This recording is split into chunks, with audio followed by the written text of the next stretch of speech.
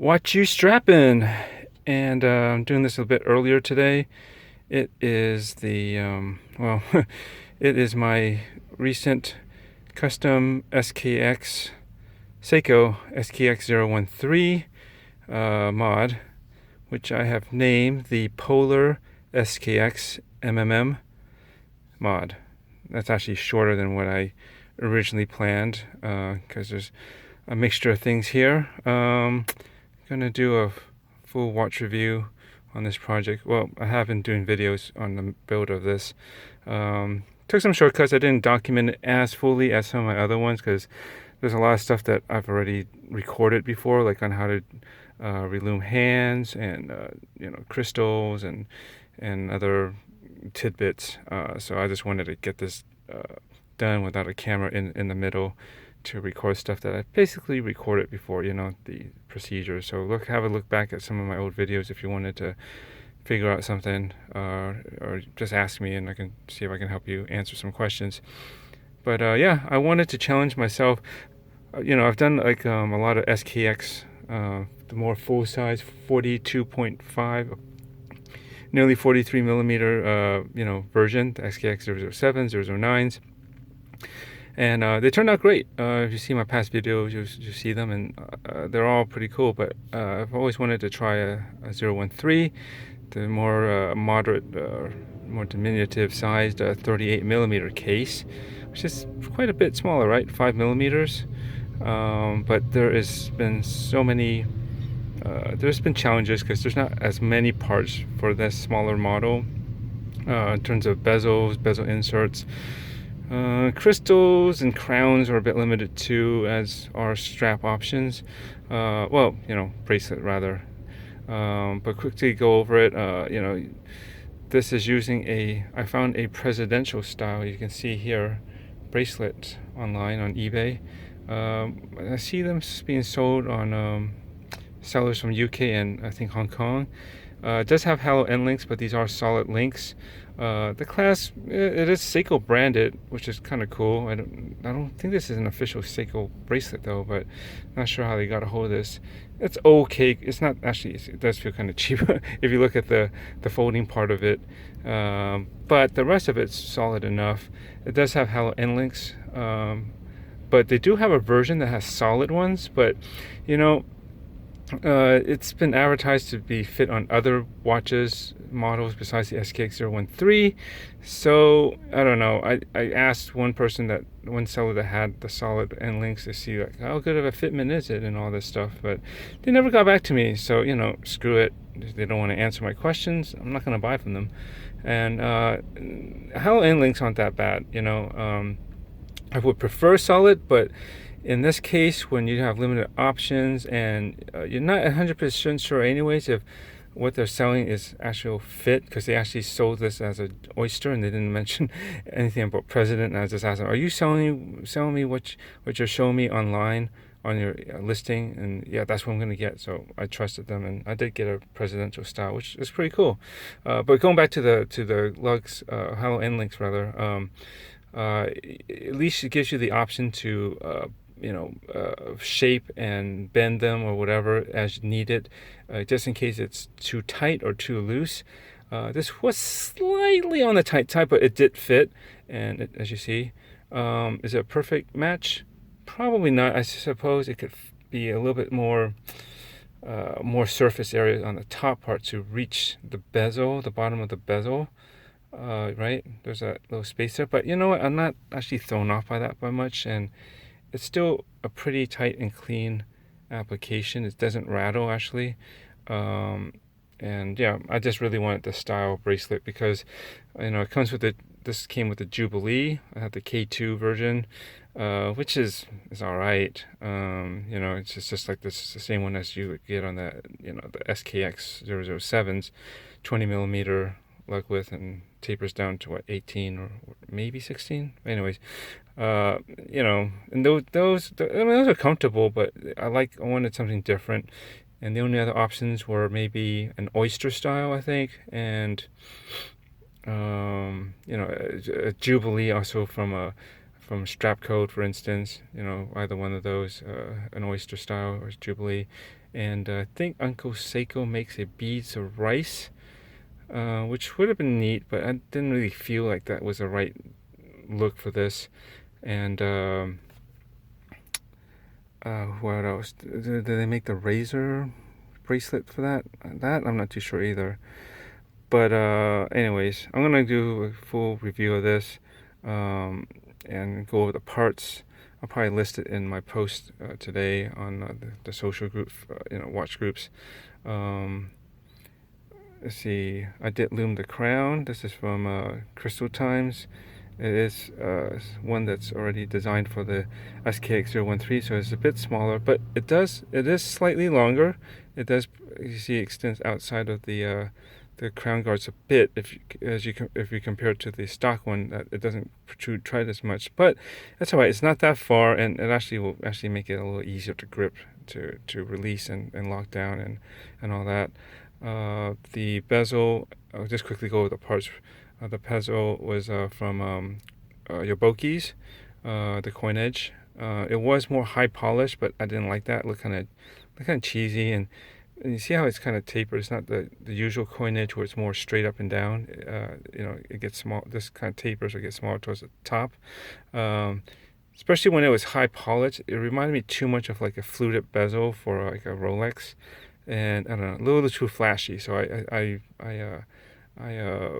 use some Scotch-Brite, and as I do on some other projects where I wanted to remove high polish, I went around the bezel. I went up the grips, so I got like a kind of a vertical brushing going up it to follow those lines and reduce the shine. And actually it improves the grips, because high polish grips are more slippery. Even if they're got texture, they can be more slippery, and this holds a lot better, grippier on your fingers.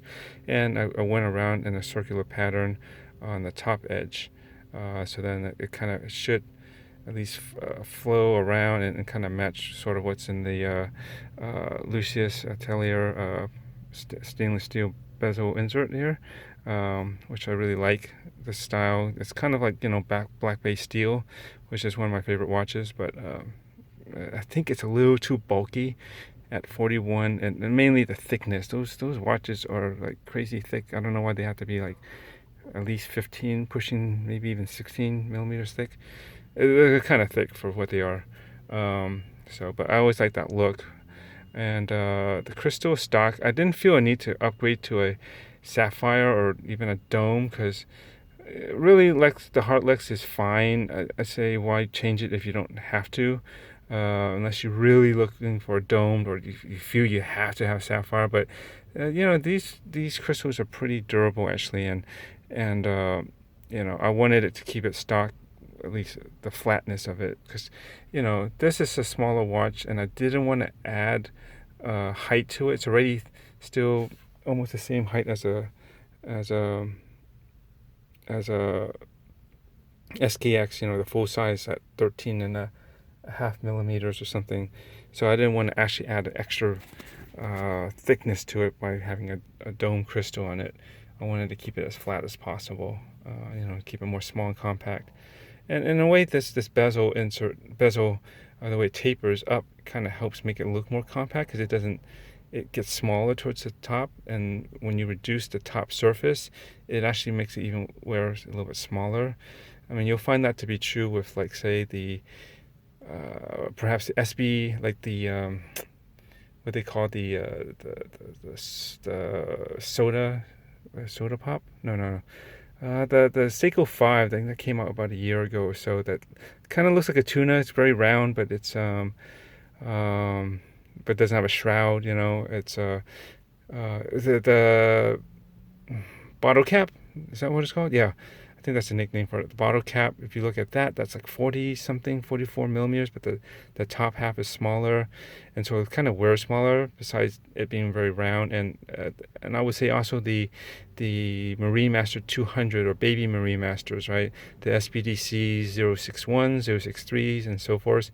Those are about 44 millimeters. But if you look at the side profile, the bezel is actually a little bit smaller than the body or the case, so it actually wears a little bit smaller, and so I think that's kind of the same visual concept here. So anyways, Yeah, if the crystal gets messed up somehow, then yeah, I'll of course swap it out by that time, and I'll upgrade to a natural sapphire. But until then, just use what it is. I don't. Something like that would cost me with a new gasket around 60, maybe $70, right, from Crystal Times, I think. And I don't need to add more to this. The dial is from Nomoki's. Obviously, it is a combination of two Nomoki dials. One was a gray sunburst, radiant burst, more Submariner style. Actually, no, it was a Marine Master style with a date window, no day. And this was more of a maxi sort of Submariner style with a triangle up the top. And I wanted the Marine Master look with the indices around the outside of the dial. That was important, especially for this watch. And so I bought both of them, and I swapped at least the pip at least the applied indices at the 12. The rest I could have popped out and swapped, but I didn't feel I needed to. I think this was enough for me to give me that Marine Master look. But then it's kind of a combination. It's different, especially since this has a date complication. The way the window's elongated, it makes sense for the indices on the other side to be more elongated. If you look at the ones for the Marine Masters, they're much more square and a little bit taller slightly, which would match the opposite side if it was only a date window, no day. You know what I mean? Shape wise, geometry wise, that makes more sense. But for me, with the date was more longer, it makes sense to keep the longer Submariner style. And I didn't have to change the round loom plots. They weren't that much of a difference. The hands are from DOW. It's a mix and match, so I got the Marine Master style with what they call the blades handset, but I didn't get the full. I got the arrow, the second handset to do that. And the movement's NH36, so it's got hacking and hand winding.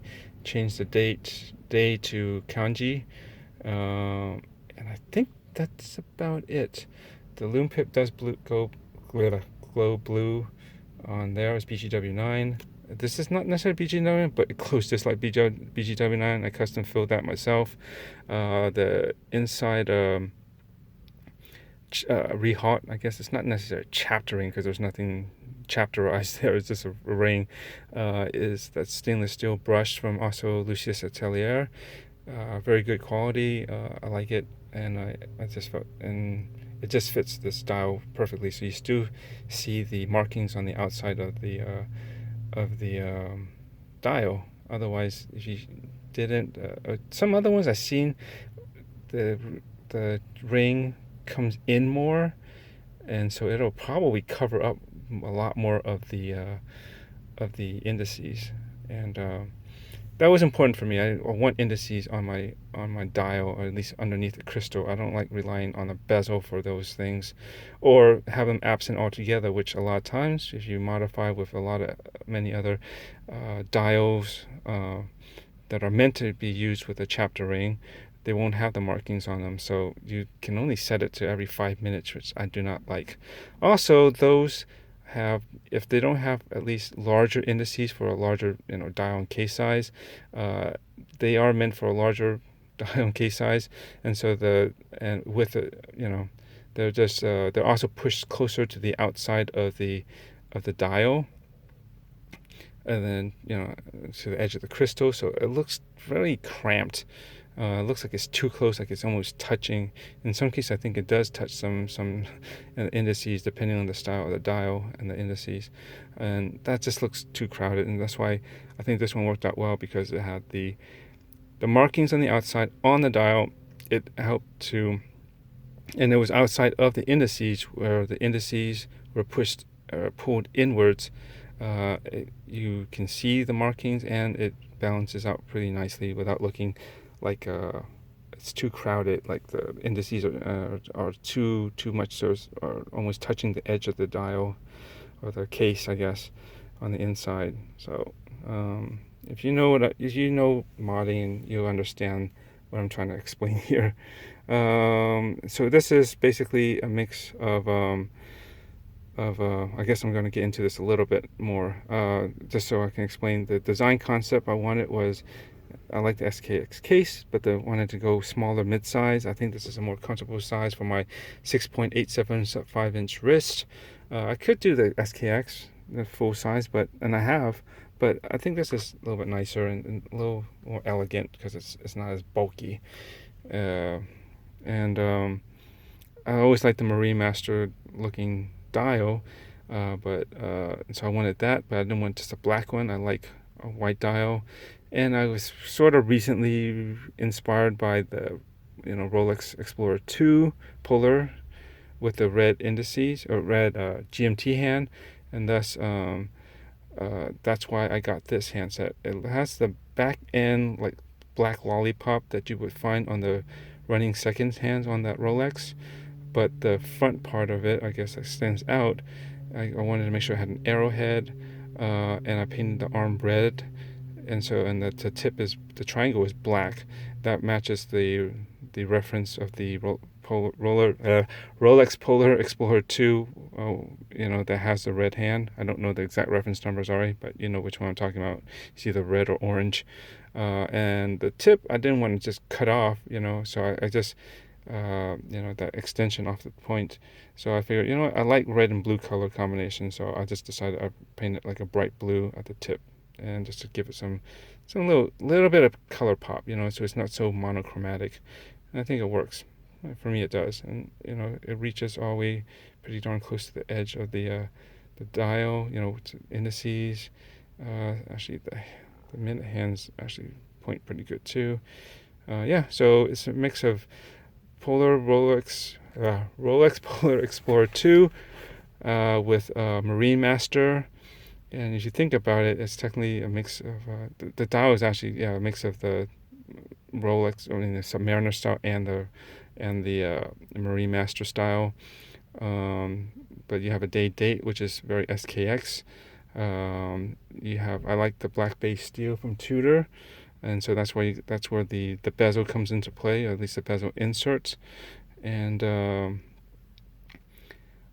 think those were the main, four design cues that I was trying to integrate. I think it came out pretty well. So far so good. I'm going to get more into it later and list out all the parts and an appropriate wrap-up review of this project on a video. All right, I gotta get to work. See ya. Bye.